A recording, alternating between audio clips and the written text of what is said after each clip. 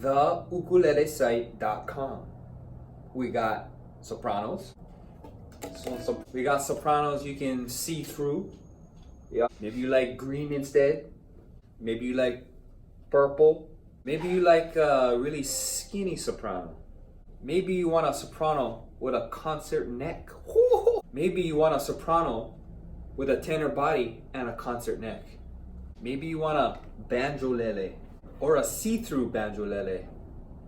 Maybe you want a concert. Huh? You like one concert. No, not like concert. An ukulele concert. Maybe you want a fancy concert with abalone. Maybe you like one triangle-shaped concert. Maybe you like one in the shape of one football. Maybe you like one concert with one cutaway, yeah, so you can reach the higher notes with one pickup too, brah. And one built-in tuna. Look at this wood, brah. Look at that. This is called zero cote. Zero cote, tenor size, cherry. Maybe you get plenty of money and you like one kamaka. Maybe you get plenty of money and you like one ko aloha. Maybe you get plenty of money and you like one kanilea. Maybe you know more money and you like one free ukulele. Free, brah. Free. This one only. Free. Come down. It's free, I promise. The Ukulele Review Podcast. I'm just going to be asking you guys like what you've been up to and kind of discuss what kind of projects you got going on, and then if you can share a tip or mini lesson or whatever you think would be a useful little bit for people to take away. And thanks for tuning in. So Zach featuring Mr. Shamizu. Yeah. What's going on with you lately? Working more back here in Wahiawa, so a little bit of kaka'ako, a little bit of Wahiawa. And it's nice to kind of change it up. I mean, I like working in the store, but being here, it's like you just get to be, just nonstop busy. There's always stuff to do, things to learn, like taking pictures and whatnot. But it's just kind of changing it up. How's a little bit. Spooky Couch? Oh yeah, we just released a single today. It's called Ghosts. It's a hard word to say loud, like plural ghosts. What? Try and say it. Try and say it. Ghosts. Wait, no. How would you say it in like regular talking? Ghosts. Does that probably? Ghosts. See, You it's have a to weird. yell. Ghosts. Ghosts. Ghosts. Ghosts. Ghosts. I don't usually say Ghosts. it, to be honest. Say you say how you say. Ghosts. How would you say it, Andrew? Yeah, I mean, it sounds like you almost lose the T. So how would you say it? Ghosts. See, it's a funny thing, right? Yeah. Like it sounds funny when you really concentrate on the word, but yeah, it's called Ghosts. And, Ghosts. Ghosts, yeah, exactly. Oh, it's called Ghosts. It's called the Ghosts. Ghosts. That Haunted is the by answer. plenty ghosts, huh? That's from the kind of Obake files out, all the ghosts. All the Obake ghosts. files. That was computer class. Yeah. Do you think there's more ghosts in Hawaii than? That's a funny question, but Because I've come across quite a few people who've talked I mean, about it. if you're a ghost, you probably can be anywhere, right? Like, if you lived in Michigan, you're a ghost, you'd be like, I'm going to Hawaii. Oh, sorry. I'm going to Hawaii now. Dude, that's the first time I think I ever swore You did it on a last podcast. time. Did I? Really? Twice. You're lying. When it was just us? No. We don't have to make a thing of it. I can just cut that out. No, I mean, we should. I just take the audio off for a split second. Just put a harmonic in instead of a beep. Yeah, but I stopped anyways of what I was saying. But no, yeah, it's ghost I would feel free to travel wherever at that point. So I don't know. It's like Hawaii. doesn't really. If you're from Hawaii, yeah. if you're a ghost, do you stay in Hawaii or do you like travel? Supposedly, the world if you're one of those stuck in limbo, you don't know that you're dead, so you end up staying in the place that you passed. is that like the the Grudge? Is that? I guess. No, that's from the latest Harvard studies. Hey, no, on, is that Wait, isn't there like a Locale too? isn't there like a Post-life. ghost meter or something like those shows that they had like some kind of meter? Ghost hunters. Yeah. So what? Do you know what that was measuring? That's Electrical. It was a type of field. energy. it's an asbestos detector. I think it's like electromagnetic fields. I think that's what it reads. You know the thing, and you go to the carnival and they got the levometer. It's that thing. There are shows about that now, though, right? There's Yeah. No. Yeah. It's full on. Rob Lowe. Oh, really? Yeah. The Outsider. But yeah. Anyways, the song is called Ghosts, and then the band is called Spooky Couch. We got a show tonight. That's why I gotta leave early. But yeah, check it out if you want to. It's not really ukulele friendly, I guess. What genre would you put it? I mean, maybe rock. I don't know. For fans of Interpol, it's not quite like that. It's really, I can't explain it, man. I don't know. It's cool. Yeah. It's Creative. Cool You just lump it in with rock just because there's electric guitar and I tend to scream a little bit. So I guess rock. Yeah. But Must not like feel scream progressive. like as in It Linkin must feel Park good scream. though. When I see you perform, I'm like, that's a release right there. It is. It really is. It like, because I'm actually yelling, but you know I try and yell in key, not always, but sometimes, and it feels especially good when you're in key and you're yelling. It just something letting out all Yeah, that energy with the band behind you just pushing it. It's Oh like, gosh, it is orgasmic. There was It really is. I still have, it's on one of my old cell phones. There's footage of him and Eli playing at that night market thing when the stage was starting to, Oh yeah, when Eli's like jumping up and down. he gets so into it, the stage it looks like it was going to buckle Oh, yeah, in. yeah. Yeah, that was every other show with It's like, Yeah. I feel That was you're with on only a- two We of actually you. had a show on a wrestling mat before. It was like a gym, an Wow. old like there was the gym was the stage, and it still had ropes and everything, and then people could watch from above. It was like on what's that road in Kailua that like you can cut through Kailua. Olomana. Kapa'a Kori. Yes. Oh, yeah. Yeah. It was By the airfield. Yeah, there was a bunch of warehouses there, but one of them was like an old boxing ring. But yeah, that was pretty. Eli probably liked that. He's It was awesome. in He the- wanted to like do a in body slam on wrestling. me just because he Yeah, was yeah. in a ring.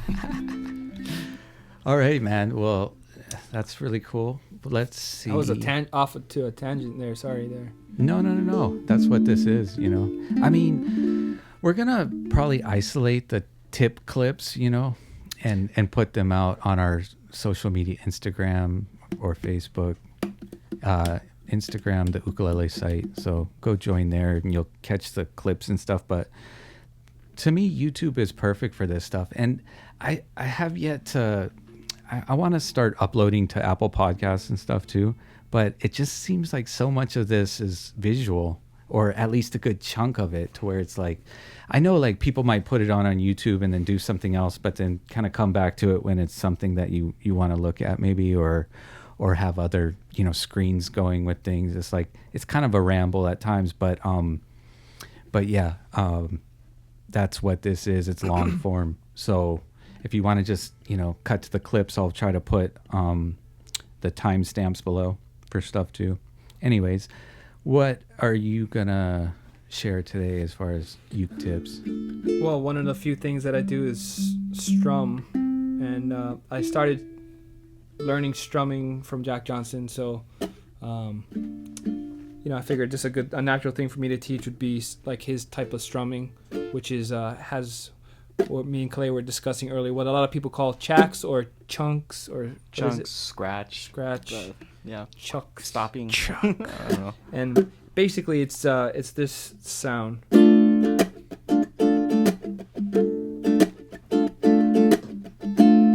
So it just has a lot of this heavy. Your hand gets kind of heavy on certain parts, and you kind of want to like pretend like the chack would be the snare hit or something like that, So you can, sometimes I feel like it's too loud, especially when it's I'm plugged in or something like that. I feel like the chacks come out so much harder, so I almost have to back off. But Yeah. unplugged, it seems fine to kind of dig in on the chack, but.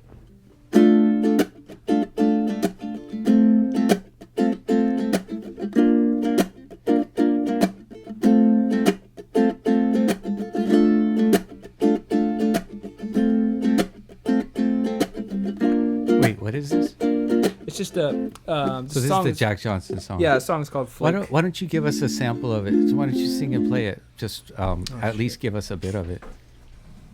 Oh, you got to look it up? I thought you Well, I knew just all gotta Jack's remember the songs. lyrics. Well, because I'm recording, I don't want to mess it up. That would be offensive. That wouldn't be a good cover. But Yeah. I'm not gonna do the full thing. I'm sure we'll just he do wouldn't care. a part of it. I know she said it's alright, but you can make it up next time. And I know she knows it's not right. There ain't no use in lying. Maybe she thinks I know something. Maybe she thinks it's fine. Maybe she knows something I don't. I'm so tired of trying. Seems to me that maybe it pretty much always means no. So don't tell me you might just let it go. And it just keeps going on and on of that strum. But yeah, I mean the whole song is just keeping this.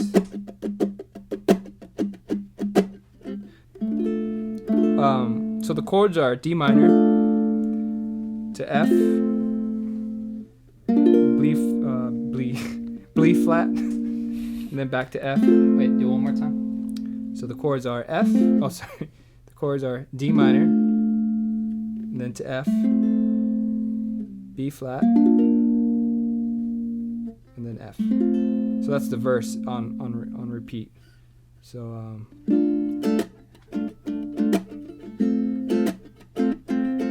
Break that down. yeah. So that's the verse on repeat. But so what I was saying, what I notice about the strumming that I do is my hand doesn't expand at all. It mostly kind of stays in this kind of fist-like position where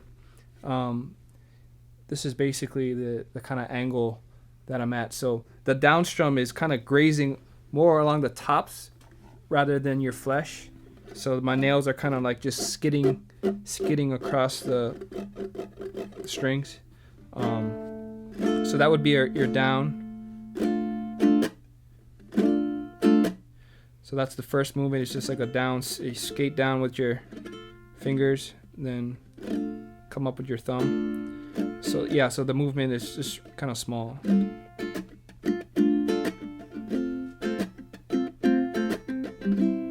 Oh, sorry. Are you strictly fingers for down, thumb for up?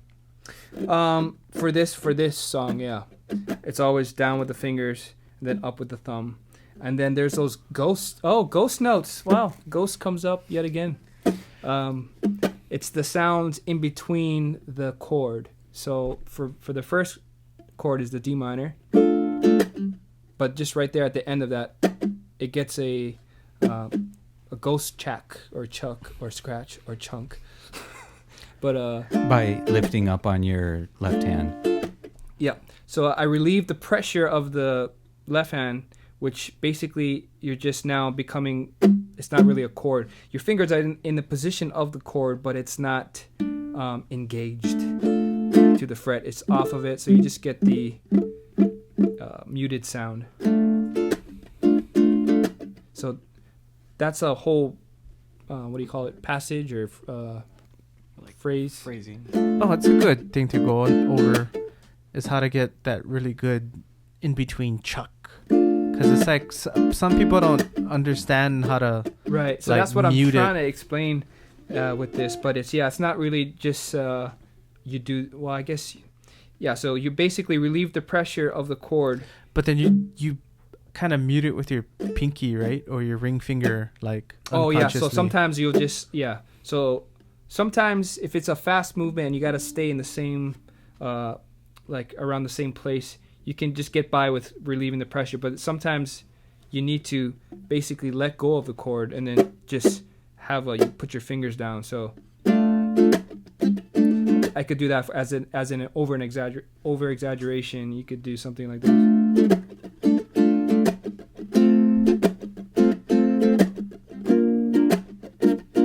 But as you're, doing it, you just need to.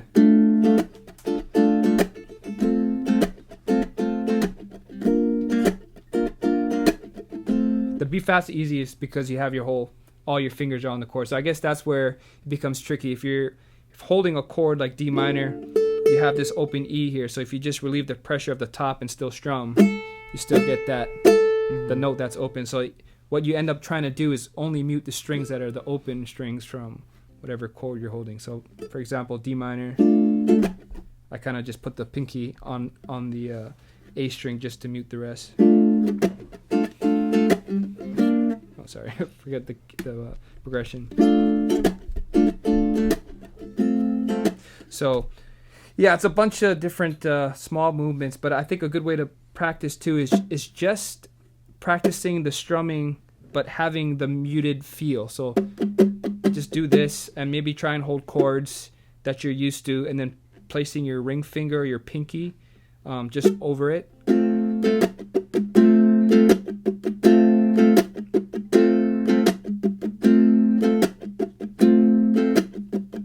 So getting used to just strumming wherever.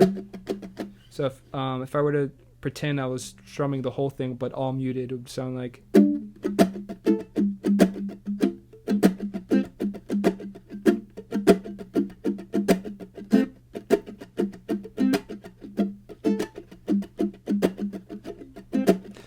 So that's the exaggeration of all just like the muted sound in between. But once you can get in the rhythm of knowing how to press down for the parts that you want heard,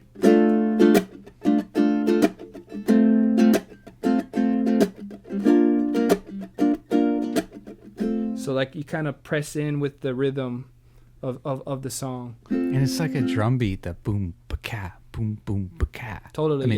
That's kind of what you're after is creating that full ensemble, but just with a strum and a check. It's the rhythm machine behind it too. Yeah. So I think I spent a lot of time just practicing this. But I mean, most Jack Johnson songs, or a lot of them, I should say, have this exact strum pattern. The bubble toes is. Is that a helpful thing to break down for people in the whole like down, up, down kind of thing that they do? Yeah. Actually, Kalei, I think you would be able to call it out right away because you probably already taught that strum, huh? As far as the down, up, down. Kind of. What would it be? It's normally like down, down, up, down. That's like kind of like the basic. Down, up, down. Yeah. Right.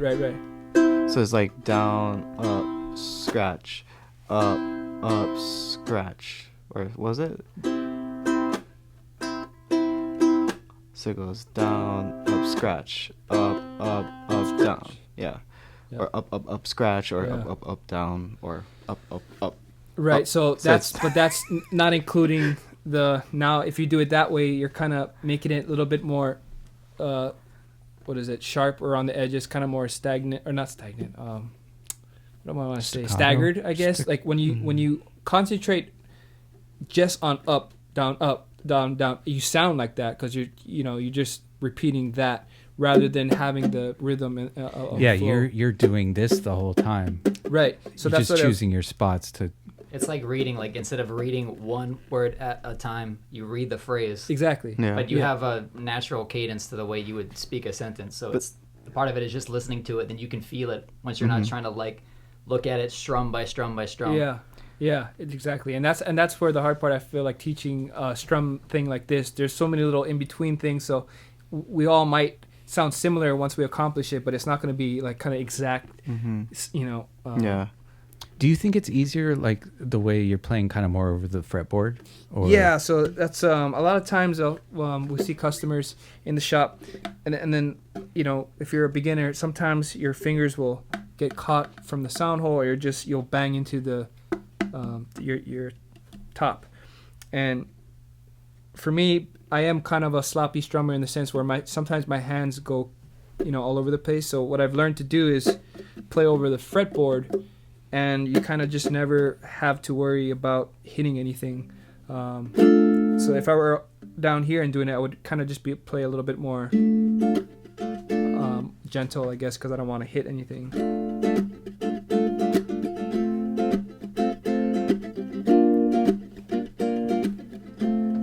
But down here, I can dig in a little bit more.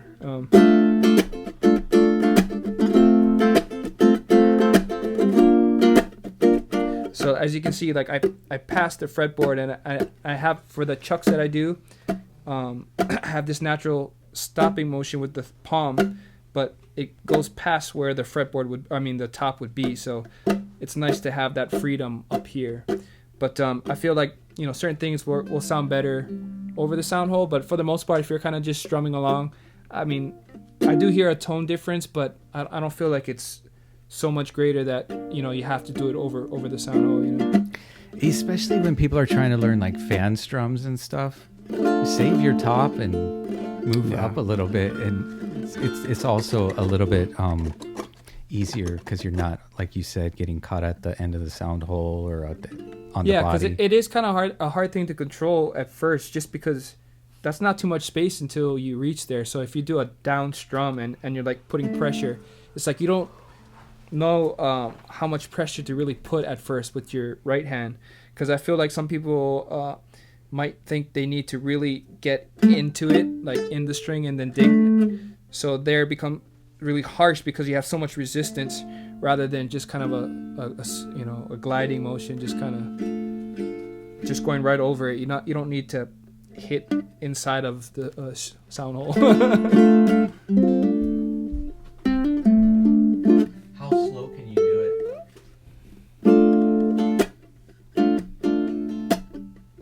Tobias speed.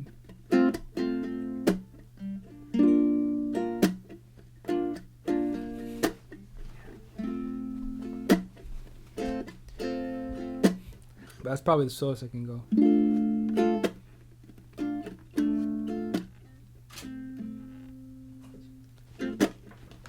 Would it be a podcast without me having technical?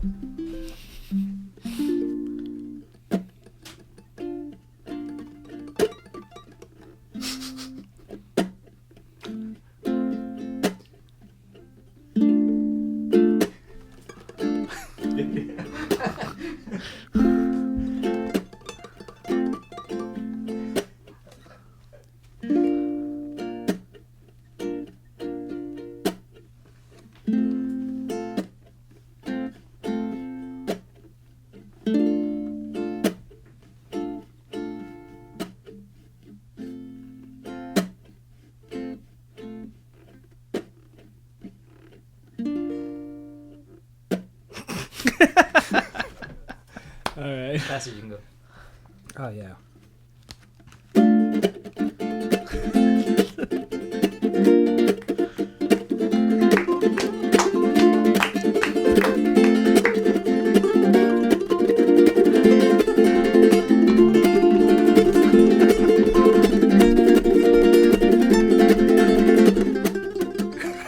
I wanted to say Mexican version, but that would just be too racist.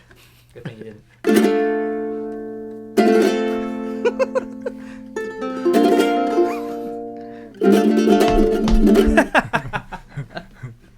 Yeah, you didn't have your leg high enough. Oh, stretch something there. All right, Kalei? Kalei. Yeah. How are you gonna charge it? Is the other camera down there with the charger? Sorry, Zach said battery and then. No, I said battery.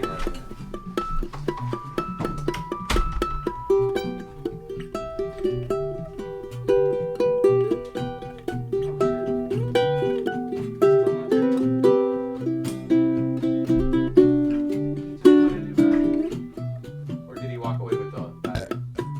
He walked away with the battery, but It's so hard to do. Little technical difficulty. Kalei. What's up? Yo, I know you got some stuff going on. Yeah. The KG. KG. No, it's besides working at the store up in Haleiwa, started working on a new project, a new album, new CD. Hopefully to be released sometime this fall or early this winter. I actually started recording it last year while I was on tour. And What are you done with? Well, angle with this album is going to be very different from all the other stuff that I released, mainly because aside from featuring the ukulele as the the instrument and the voice of the whole album, I'll be having some guest vocalists, singer-songwriters joining me, other musicians, some that play Like who? other instruments too. You drop some names? Oh, well, I got one of my good friends in Thailand. We've had him on a couple of our videos before. But at that time, it was the early stages of his career. Now he's the #1 pop icon of all of Thailand. And Thailand. Thailand. Yeah. So he's super cool. We got him. I got some friends from Japan. Singto. Singto Namchok. Oh yeah. Yeah. So To hang out with that guy. He's awesome. yeah, He's a super cool super guy. cool. Super chill. Jack Yeah. Johnson of Thailand. Yeah. Man, Jack He- Johnson, he's Bruno great. Mars. I mean, I go there, I see like huge billboards with his faces on. Like, And he's in like big commercials too. right? commercials. I see him like when I'm catching the train. He's like doing a commercial for some product. It's pretty cool. But yeah, that's my friend. Nice. So I got him. Friends from Japan. Fuladi Pad. They'll be joining us. Daisuke and Hide and Fumiko is their manager. Was nice enough to help put us together for a track, and hopefully maybe get Corey on a song. Yep. Yeah, we'll do some ukulele guitar arrangements, and I don't know, maybe who knows? You might see other people. Maybe Mike Love might be on there. You don't know. So, but yeah, been working on that. I'm gonna try and get that sorted out before going on tour in October, and bringing special guests, Mr. Corey Fujimoto. Wait, So- I thought we're not supposed to announce that yet. Oh, okay. Well, forget that. But I'll be going on tour in October. weren't sure if they wanted you, Corey. No, I thought I I just thought we were like just gonna wait until. yeah, we're planning on. We decided to wait until we figure out what venues and how much shows in what cities, so we can blast it out. But yeah, China mainland.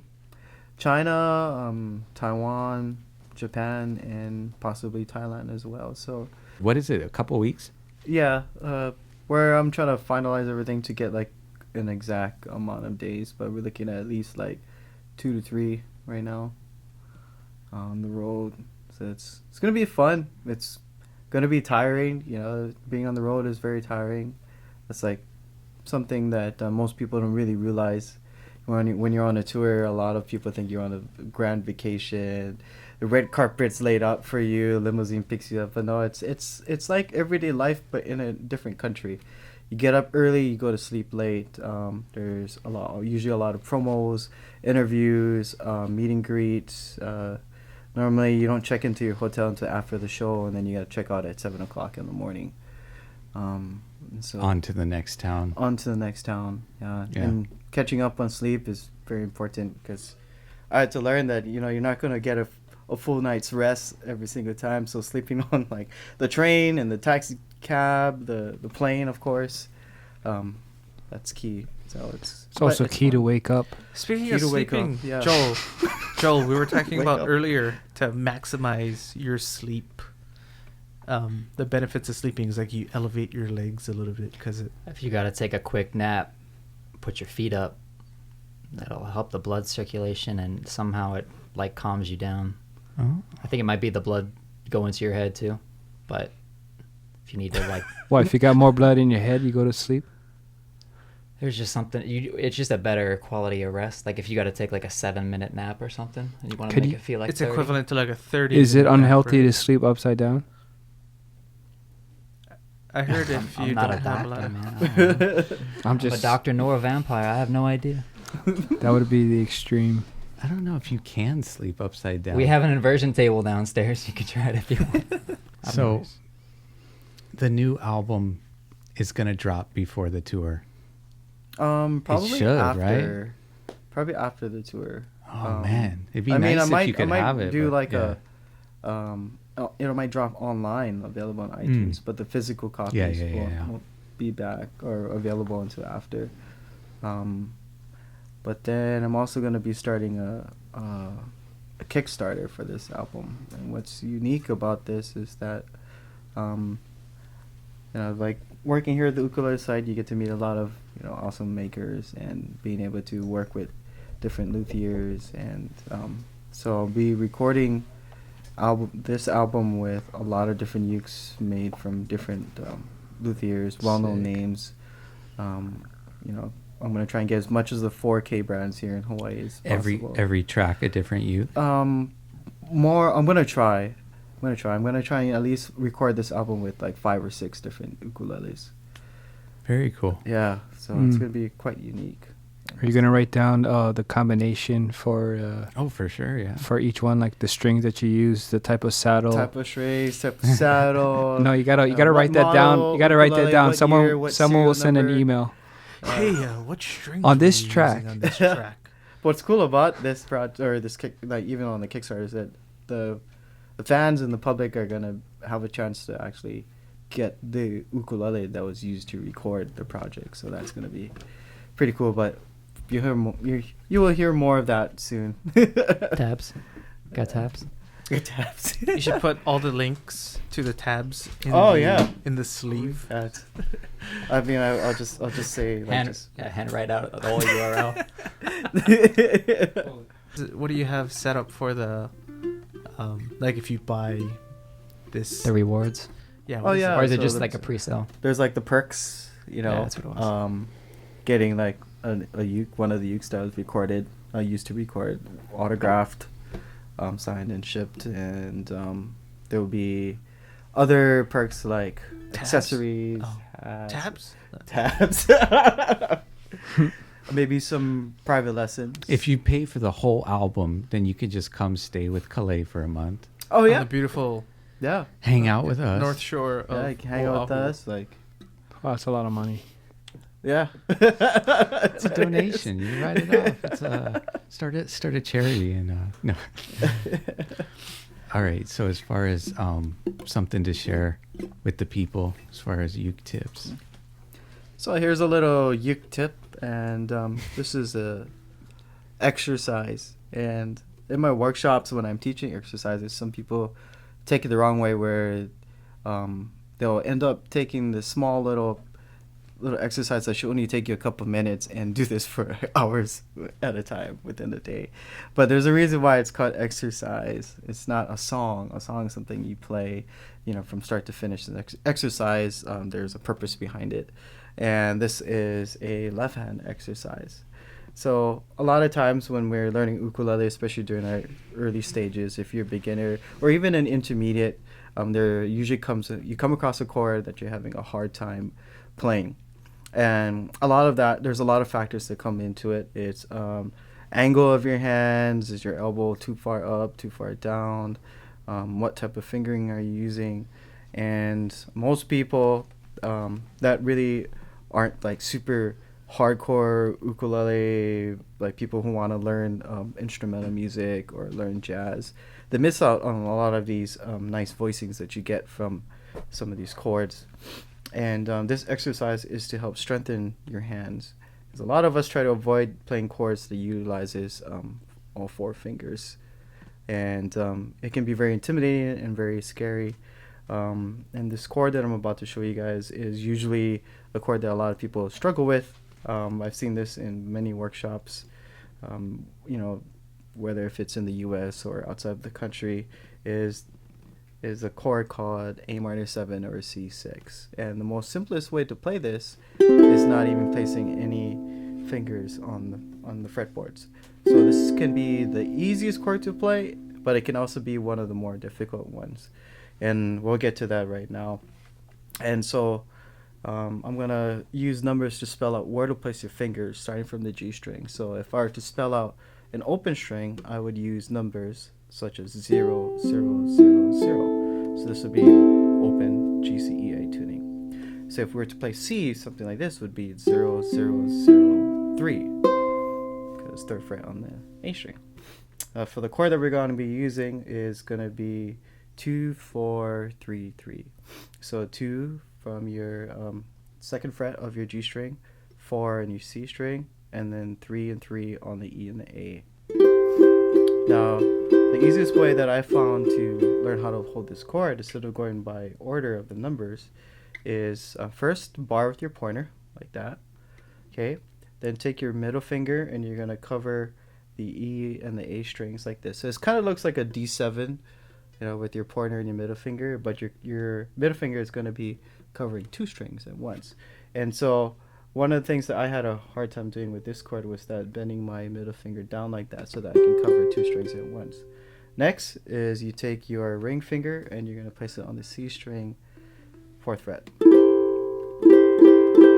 So this chord is what we're going to be working with. The name of this chord is the same as open strings on your ukulele, A minor 7, C6. Okay, so first chord. So 2, 4, 3, 3. Alright. And once you get this chord down, you kind of know where to place your fingers. Next, what we're going to do is we're going to go to another chord, which is our diminished shape. And this chord is spelled out 2, 3, 2, 3. Easiest way to hold this is take your 2 fingers, make like a peace sign, okay, and then you're going to assign your pointer finger to your G string and then your middle finger to your E string, and you're going to place them both on the 2nd fret. Next is you're going to take your ring and pinky finger and fill in the C and the A strings on the 3rd frets.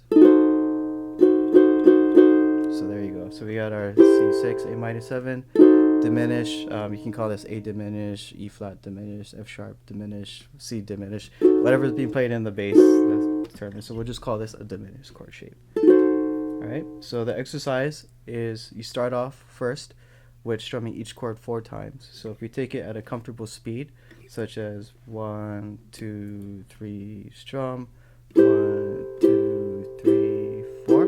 Okay, if you're new to this, you can kind of stop, reset your fingers to that diminished position, and you're going to count 4. So 1, 2, 3, 4. Now every time we complete a round, we're going to be moving everything up half a step. So we're going up 1 fret. So everything was done on the 2nd fret, right? Now we're going to move everything up 1 fret. So you're going to take the same chord shapes, strum each chord the same amount of times, 4 counts. Okay, after each round, we're going to keep moving it up. And the reason why for this exercise is that you get to feel the difference between playing chords down here and playing chords up here. And there's going to be a pressure change. So depending on your ukulele or how hard you press, you're going to find like ways to adjust your fingers to make this chord to come out clear. Okay, so 4 counts is your the first way or first recommendation to this exercise. Once you start getting better at this, you can count those counts, cut those counts into half. So you have 2 counts per chord. So it sounds like 1, 2, 1, 2. So 1, 2, 1, 2, 1, 2, 1, 2.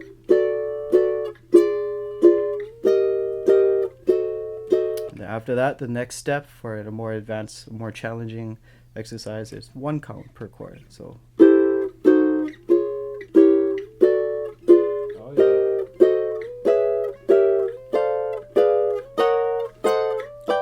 now you can go in reverse.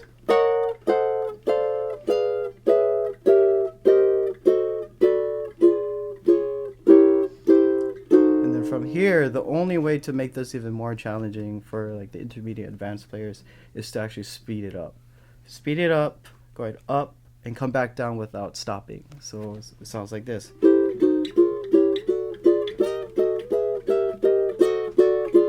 Oh, Benny. So this is a exercise that I like to do, especially before I'm performing. You'll see me like 10-15 minutes before I'm jumping up on stage doing this exercise, and this is just one of many ways to help loosen up my fingers, get that blood flowing, and also it reminds me to not squeeze too hard, but to only put just enough pressure on each string so that you can hear the notes that are being played within the chord. So when you're practicing this, start off step by step. First, get used to holding the chords. So you don't even have to strum the chord to practice holding the chord. You can just hold it like that. And then you can replace your fingers. And then when you're ready to start strumming, 4 counts. Next level, 2 counts. Next level, 1 count. After that, speed it up or slow it down however you please. This is just an exercise, not a song. So use this, maybe do this for like 5 minutes a day. And within like a couple weeks, you'll notice that your fingers should move a little bit more efficiently.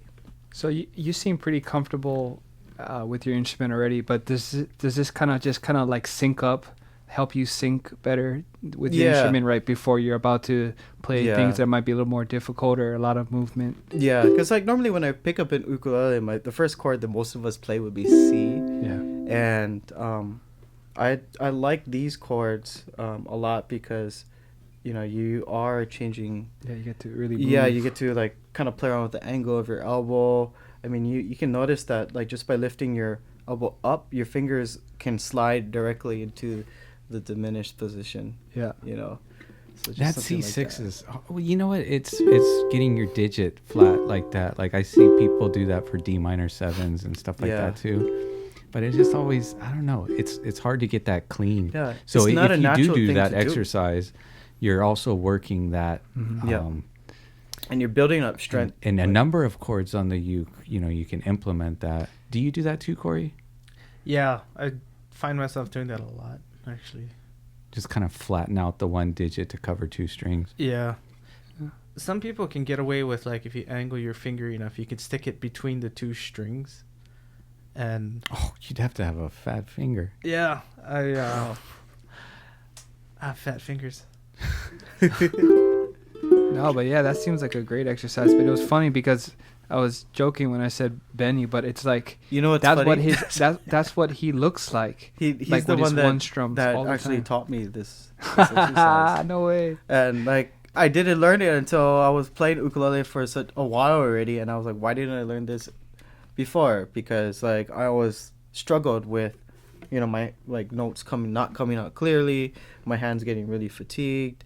And then he broke it down and explained this to me, and hopefully you guys can understand what I was talking about earlier too.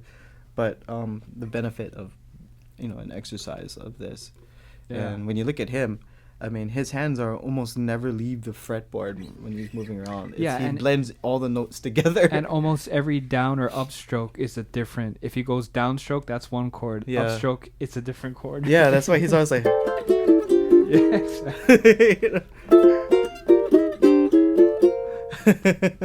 Nice.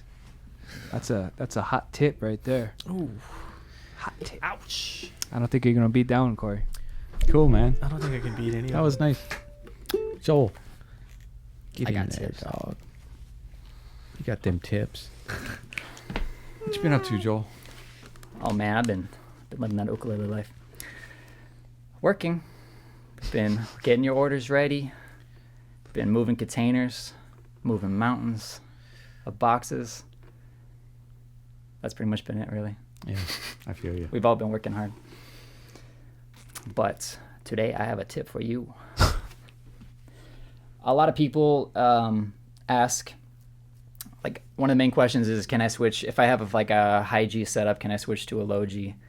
And a lot of times you can, as long as the string diameters aren't too different. Like if you go from a really thin diameter high G string, and then you want to put on like a fluorocarbon low G, there's going to be that's probably the biggest diameter difference you're going to come across. And some of the times, if it's not too close, you can change out the strings without issue. But if you do, you might need to widen the nut slot in some cases. So if you don't want to go out and buy like an expensive fret file, or if you don't want to go take it to a shop and you feel comfortable enough doing it yourself, it's not too hard to widen the slot that little bit that you need for the new string. And it also works really well in the case of, say, if you have a wound string. Over time, it may create little ridges inside the nut slot. And a lot of times if you hear like that little creaking sound as you tighten up a string, it's either some sort of indentation on the bridge or on the saddle or the nut slot. Depending on the material, it might just happen. Like, it may happen over and over. Some materials just wear out a little bit faster. But if you want to smooth it out, this also works well for that, and it'll help eliminate that creak and also make it easier for the string to pass over the nut slot without so much friction, and it's not too hard. So always protect the headstock, because if you screw up, you want a safety net. But This is where you would. Mr. DeVille, my close-up, please. So, I have it on. Is somebody still next door? Is that Billy. Billy? Bella. Billy. Okay. We good? Yep. Gravy. All right. So using some sort of like a blue, like a painter's tape, something that's not too strong of an adhesive that you're going to leave residue or damage the finish or anything. Ideally, you would loosen the strings, but I have developed a technique to just slip it under. So tape the back of the nut, so just in case you slip with this, you're not going to mess up your finish. Remove the string from the nut slot, and then depending on what you need to do will determine what the grit of sandpaper you need to use. So if you're trying to like widen the slot, you want something that's not so high of a grit that it's going to create like a texture when you go through, or not take out too much of the nut. So sometimes using a higher grit is a little safety net in itself, so you don't accidentally take off too much if you go a little faster than you think you will. So for widening it, I'm going to use like a 400 grit. You could go a little bit higher, but I probably wouldn't go lower than that. And this is a self-adhesive back, so it makes it easier for folding, but you don't have to use an adhesive sandpaper. You could just fold a regular piece.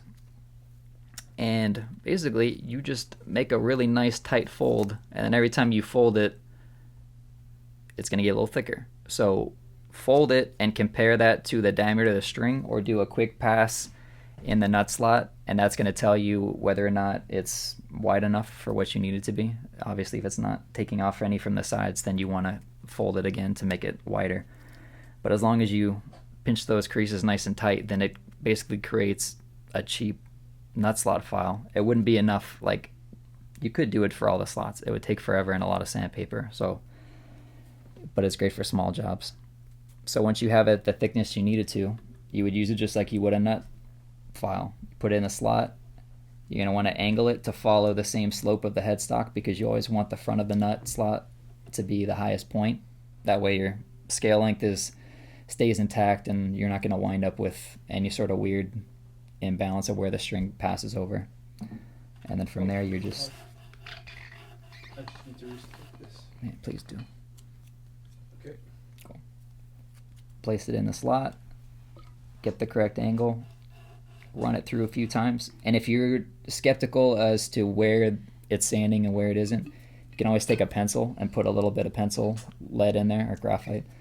And that's going to show you if you're hitting some areas more than others. You just go a couple passes, look at it, and then you're going to see where the sandpaper is taking most of the bone off, or the material that the nut is made of. So yeah, that's really basically it. Just go slowly, and then when you need to, put the string back, check to make sure it's not too low.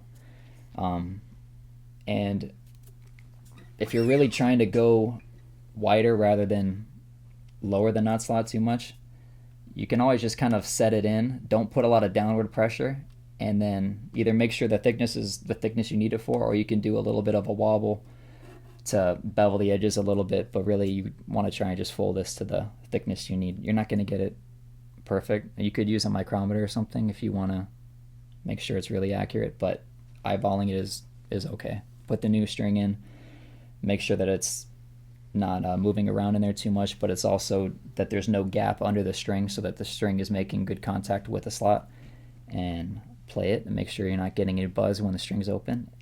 That should do it. It's a quick and easy way to make a little adjustment without having to go out and spend $30, $40, $50, $90 on a file. And I know they get expensive. yeah, I mean, you can get a generic one, or like a non-brand name one that's relatively cheap. And for most people, I think that would be fine. Like, a lot of the stuff we get is from StuMac, and some of it I really think is worth some of the specific tools they have, I really think is worth it for what we use it for and just for the volume that we're doing. But even builders, I mean, for the most part, you're not doing, how many nut slots do we go through in a day? Like dozens every day for 5-6 days a week. So that's a lot of filing. So we go through tools or wear them down pretty quick. So we're good at taking care of them and paying attention to like when things start to wear out. And for the most part, the things that we get are pretty good. But for the average person, a regular non-name brand tool should last you just fine. Just look at the reviews and trust people who have tried it before. But if you don't want to do that and you just need to make an adjustment once in a while, it's not a bad idea. And sandpaper is really easy to keep in your gig bag or something if you need to do something quick. Like I always just keep, in life, sandpaper is not bad to have around you. Sandpaper, super glue, duct tape, just keep it around you like friends. At some point you're going to need to use it. Sandpaper, super glue, duct tape. Man, it sounds like a real torture kit, right? Oh man, these tools.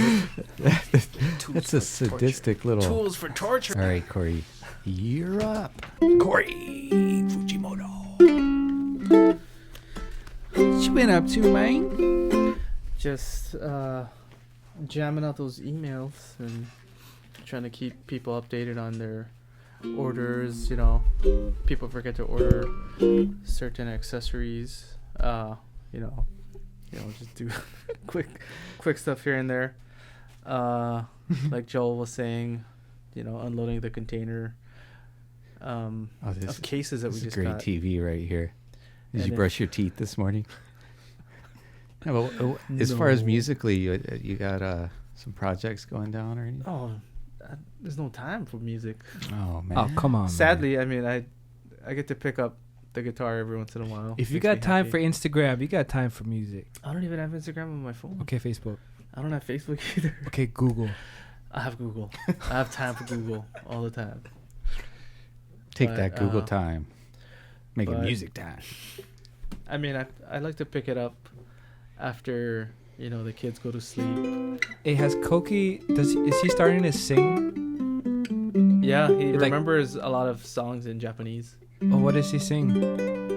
There's the Hungry Caterpillar. Is that what it's called? The Hungry Caterpillar, or is it the Very Hungry Caterpillar? I know, never. But What's the melody? I mean, in Japanese, I don't want to sing it. It's embarrassing. It's cute when you and Mickey are playing together now. Nice. Mickey is the reason why. Like, she forces me to play because she's picking up ukulele now, which is nice. really nice. She's like, "Oh, let's play this song. Can you show me?" I was like, "Oh, well, why not?" So, Why not? I live with you. we're just married, so can't say no. You know But what? it's fun. Just take those things you're teaching to her and start to build up like a little lesson package for people, maybe. Yeah, a lot of people are asking for some kind of video and tabs for stuff that I just make up. I'm a terrible teacher. No, but You gave me my first lesson. Did you know that? Ever. was it on guitar? Yeah. I remember at the old You tried store. to teach me Tommy Manuel stuff. I was not ready for it. But it was awesome. You know what I want you to teach that you've never taught before, but you do on a lot of the sound samples is the harmonic run that you do, where it starts with that's harmonics and sometimes you end with actual notes. But you if you could teach one of them in A minor Yeah. or whatever, but I think it's usually like an A minor type of thing. This is so this one works probably best in A minor, and it's a cool little lick that is what I believe Tommy Emmanuel he didn't invent, but it's like a kind of a cool trick, but nice way to end or start a song. And we're gonna be using the 5th, 7th, and 12th position pinch harmonics, or is it just regular harmonics? Just pinch harmonics is with your With the pick, yeah. that's with the pick, yeah. So, starting from the C string, you're gonna play the harmonic at the 5th fret, and you want to do it on. Actually, is it 1, 2, 3, 4? directly over the 5th fret to get that nice ring, and you get the best volume.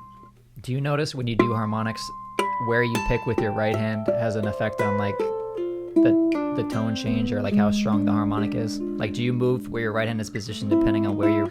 It's usually because I don't play with fingernails.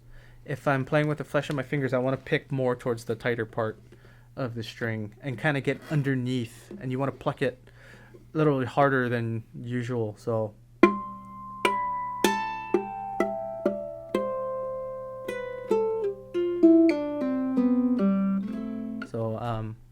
when I'm doing that, if you do it up here, it's not going to be as clear. So you want to, if you don't have fingernails, the best part to do is right at the edge of the sound hole where the strings are a little tighter. You get the most volume and consistency in, those harmonics. And you're just lightly touching the string. But this run here is starting from the C string on the 5th fret. You're going to play that harmonic, and then on the E string it's going to be on the 7th fret, and then the 12th fret on the bottom string here. So you're playing this note or these 3 notes as harmonics, and when you follow through with the rest of the notes, kind of has like a cascading waterfall effect, if you will. But so following after the 12th fret harmonic up here, it's gonna go back to the C string. You're gonna pluck the 7th fret here, the C string, and then the 12th on the E string. And this works best in low G tuning. I forgot to mention that, because after you pluck the last harmonic on the bottom string, it's going to descend all the way up to the top string. So the harmonics goes 5, 7, 12, and then on the C string it's going to go 7, and then 12 on the E, and then 7 on the G, and then the last harmonic is going to be on the C string. So the notes you actually play is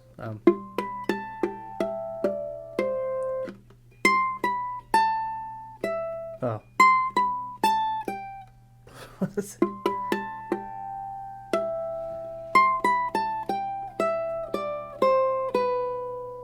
And then you end on, actually, following that last harmonic note is on the 2nd fret, and then you're going to descend in the A minor scale or the C major scale, whatever you want to call it. So 2nd fret, bottom string, open, A, bottom string, then the 3rd fret of the E string, 1st fret, open, then 2nd fret of the C string, open, C string, and then for the top string it's 4, 2, 0, and then back to 2, and then you can end it with A minor chord. So that goes like this.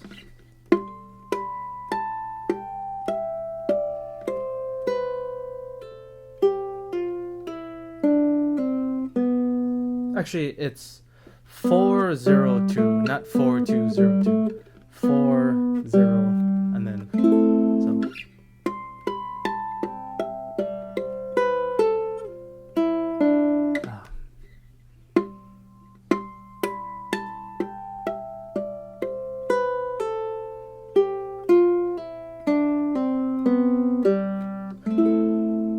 Or you can end and see if you want.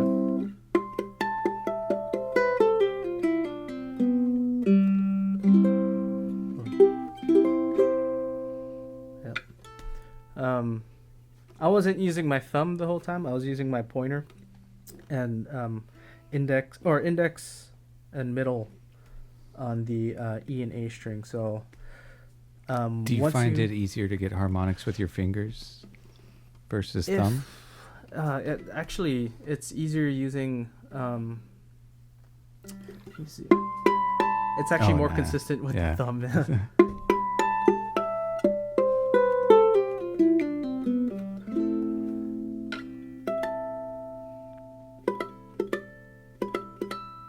That's the coin sound from. Oh yeah.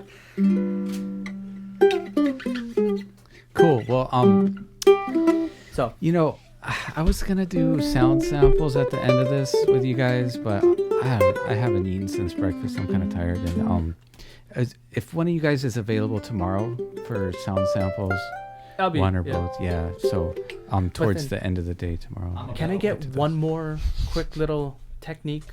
Oh yeah, for sure. Oh yeah. So the thing I want to end on is instead of using your thumb the whole time, what I like to do is like if I'm ascending in a scale, let's say the C scale, I actually use my pointer and index, and I position it to where the index is right.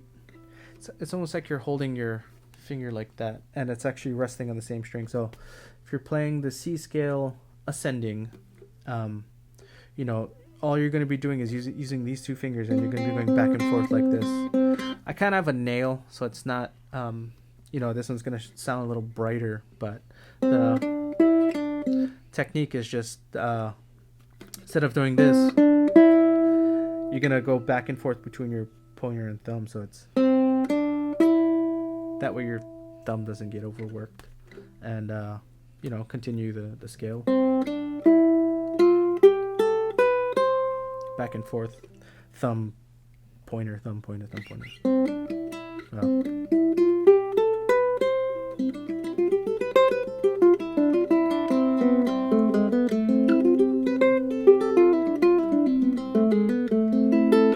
Then one exercise I like to do with this is I usually play in G if I'm in low G tuning. I'll start with the top string, then I'll go up the scale.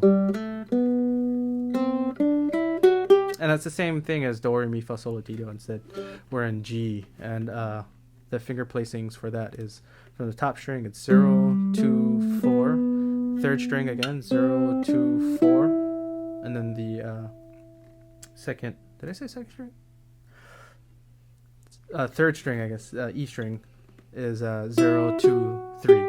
And that's the same do, re, mi, fa, sol, la, ti, do.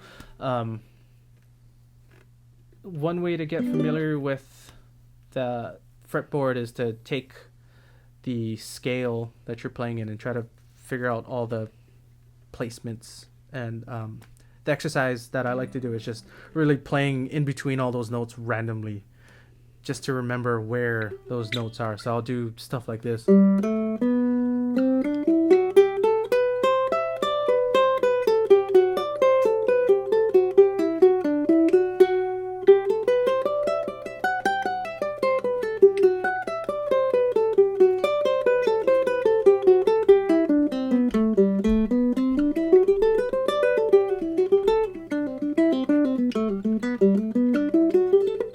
And I'll just keep doing that until, it's second nature, I guess. Just you can really play without looking at the fretboard.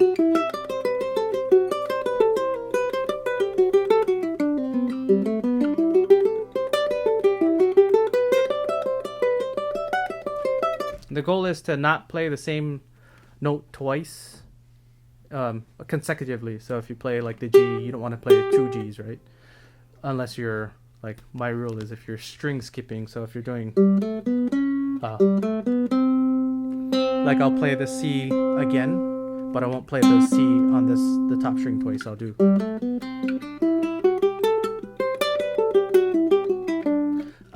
and that's it. That's all in G major.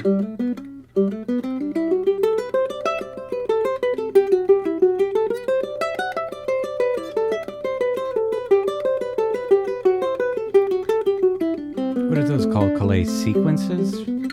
Like those patterns that are repeating? I guess you could call it like sequences, passing, phrases. And then Yeah, so it's kind of random. What I like to do is I try to do 3 notes per string if I'm gonna do ascending in the scale.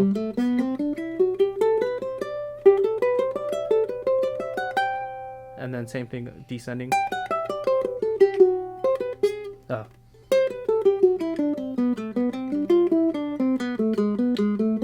And then if you're in G, try to think of like a chord progression, like usually going up the scale, G, A minor, B minor, C, D, and then backwards if you wanted, back to G. So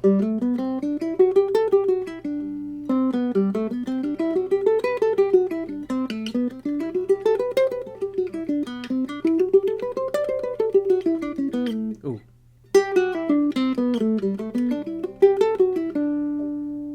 Do you guys like the like that. fretboard roadmap style of like learning the fretboard? It's a good book. There's not much like, books that are It's like- well written like that. Yeah, and it's like intro into It's kind music of theory, taking you which is- through, like in the key of G, you're gonna have G, and, like A how minor, to, B how to minor, move Yeah. through and then the whole. how to connect those with the Mhm. notes. It's a really, really helpful book. I remember I got the reading guitar that. version too. They have a guitar. Oh, that makes sense. When we were at the other, that was one of the first. But books they I used bought. to call it might be I don't know if it's the same author, but it was called Fretboard Logic. I remember those books. These are fretboard roadmaps, but I do think they make fretboard roadmaps for guitar. Maybe we carried that one It looks too. exactly the same. It's the same cover as the yeah. other one. Okay. I bought it from so- you, man. Oh yeah. So- I can't keep up. But I remember before that. Remember the fretboard Logic stuff? Yeah, It yeah. came in those binder kind of like. All right, so this is going to be the most beginner bass lesson ever. If you play uke and you're going to go up to say a U bass to back up your group or something, and you want just kind of a reference for like, is this going to be hard or easy? It's going to be easy, but you just need to learn your notes. So your strings are E, A, D, G.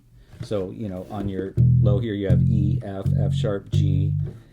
And you just want to follow along with the root note starting out, as you are playing along with people, and to play in rhythm. And one of the things with bass is you really want to try to land it on the 1 and the 3 a lot of times. But you can feel it out, and so say if you're going from a G up to an A, you can walk it up, so you can get chromatic and get a little creative within the chord. When we talk about numbers, like going to the 2nd or 3rd, 4th, 5th, what that is like in G, here's your 1, 2, 3, 4, 5, 6, 7, and then back to your octave. So in bass, a lot of times you're going to play back and forth between the 1 and the 5 on something. So that's the 1 and the 5. The 5 is almost always, and what's cool about the 5 is it doesn't matter whether it's a major or a minor. Almost every chord, not every, but almost every chord that's being played, you can get away with throwing a 5th in there with it. The next one that you can get away with is a 3rd, if it's a major 3rd or if it's a minor 3rd, so that's going around in the minor.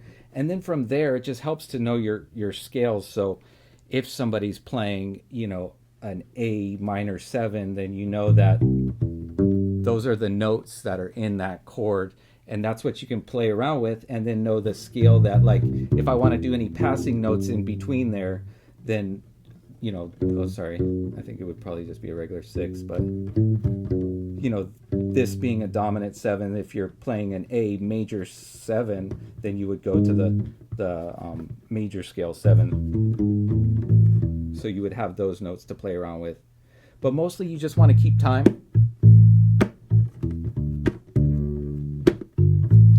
Whatever you're doing.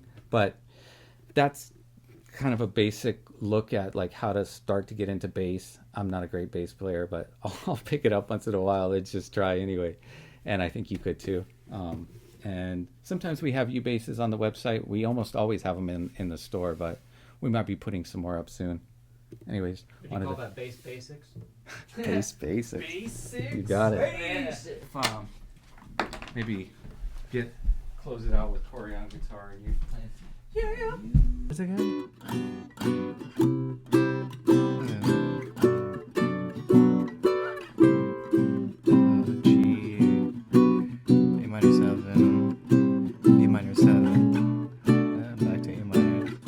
Yeah. Okay.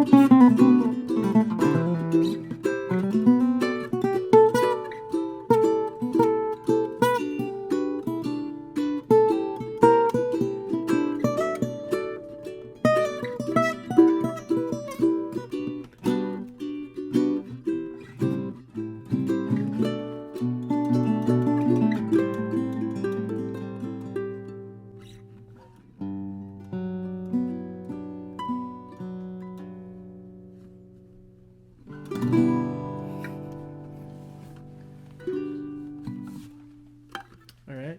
See you guys. Is that good? All right.